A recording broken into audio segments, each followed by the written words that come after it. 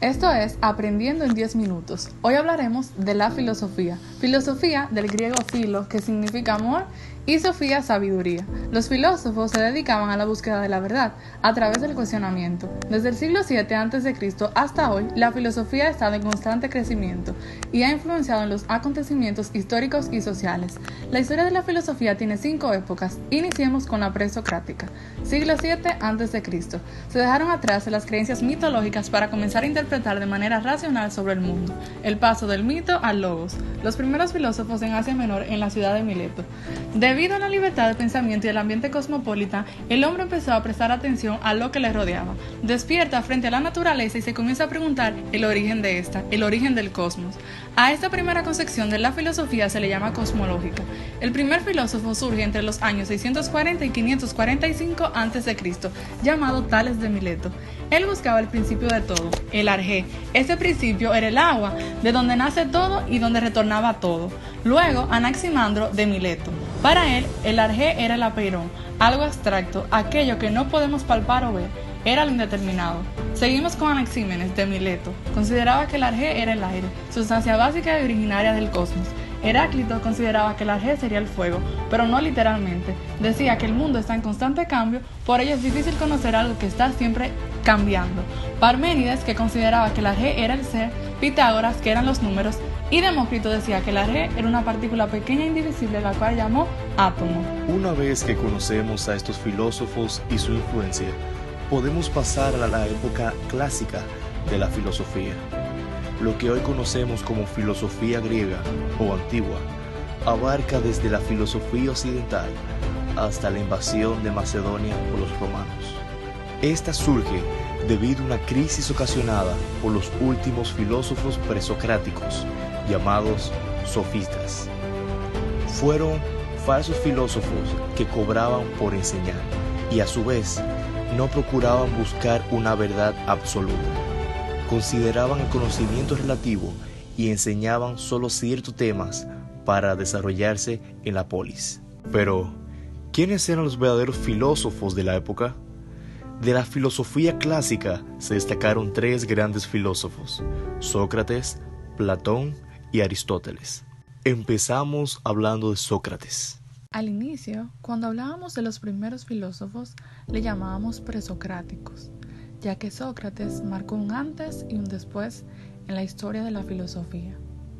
Es considerado el padre de la filosofía. Platón fue discípulo de Sócrates y maestro de Aristóteles. Platón se destacó en la filosofía política, ética, psicología, antropología filosófica, epistemología, metafísica, cosmología, filosofía del lenguaje y filosofía educativa. Desarrolló su filosofía mediante los mitos y alegorías. Así desarrolló la teoría de las formas en la cual explica la diferencia entre lo que percibimos a través de los sentidos y lo que podemos conocer a través del razonamiento. Aristóteles fue alumno de Platón y maestro de Alejandro Magno. Se destacó en metafísica, ética nicómaco, política y poética. Aristóteles no siguió la filosofía de su maestro Platón, más bien fue un crítico. Consideraba un solo mundo, donde cada ser estaba compuesto de materia y forma, y que una dependía de la otra. Luego llegamos a la Edad Media, que surge debido a la caída del Imperio Romano y el nacimiento de Cristo. Un milenio que se caracteriza por su teocentrismo, ya que Dios ocupa el centro de la vida intelectual. El pensamiento se ocupa de la relación entre la fe cristiana y la razón, que adapta la filosofía griega de los dogmas cristianos. Los primeros pensadores cristianos sostenían que la única verdad es la revelada por Dios. Así, a la razón se le da el papel de un instrumento válido al servicio de la fe. Agustín de Hipona, uno de los principales padres de la Iglesia, hace la primera gran síntesis entre el cristianismo y el pensamiento griego inspirado en el platonismo. Dicha síntesis sostenía que el conocimiento humano no se daba menos que fuera por medio de la luz divina. Otro filósofo de la época fue Santo Tomás de Aquino. Como creyente y filósofo, buscó un fundamento racional a la existencia de Dios. Así que trata de concordar la razón y la fe, afirmando que cuando el objeto de la filosofía y de la teología coincide, tiene que existir armonía entre lo que descubre el filósofo y lo que afirma el teólogo. También plantea 5 vías para demostrar la existencia de Dios. Número 1. El movimiento, donde sostiene que toda realidad es producida por algo que la mueve. Número 2. La eficiencia. Hay causas.